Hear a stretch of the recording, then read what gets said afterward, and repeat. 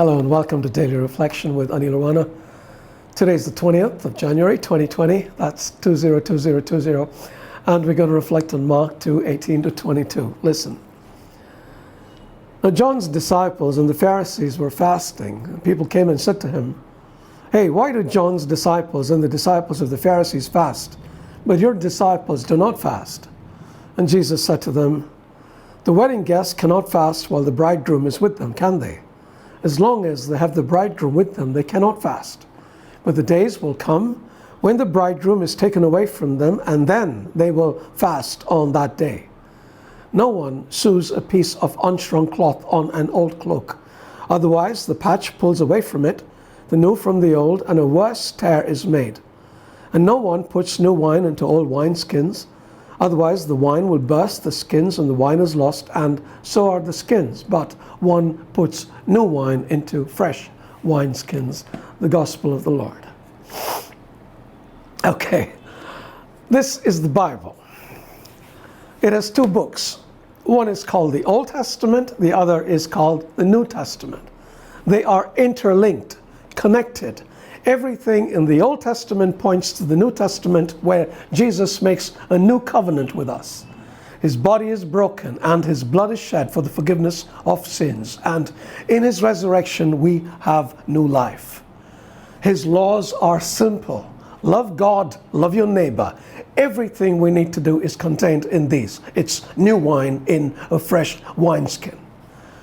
Now the problem we face, and it is a serious problem, is that we keep trying to reconcile laws in both covenants when no reconciliation is needed. The Old Testament law is not binding on us. It never was. It was only binding on those to whom it was delivered, the Jews. Now Jesus didn't abolish the law, he fulfilled it. And as the Catechism states, Christians are invited to rediscover it in the person of his Master, who is its perfect fulfillment. So if we know the Master, if we know Jesus, we will know what to do. But do we know the Master? Do we know Jesus? In order to know him, we have to follow him. Listen to the things he says. Learn from him on how to live. Obey the things he asks us to do. And some of these are crazy things.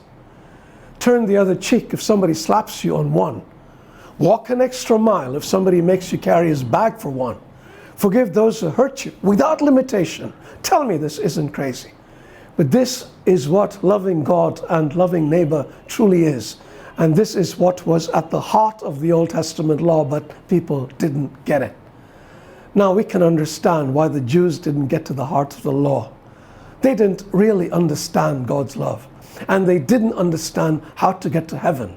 They thought getting to heaven was just a matter of following rules. And they had 613 of them, by the way. And they thought if they ticked off all 613 boxes, they were going to sit with Abraham and Jacob and the rest of the OT gang in heaven.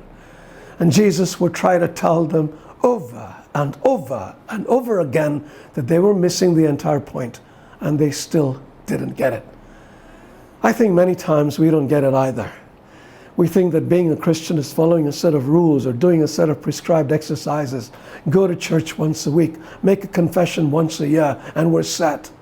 Those of us who want to show we have a little more faith pile on a few more items on our things to do list. The really adventurous dig into the Old Testament for more things they can tick off. But being a Christian is about being like Christ. And we can't be like Christ by following rules. We become like him by being in relationship. And then all those things that seem tough actually become very easy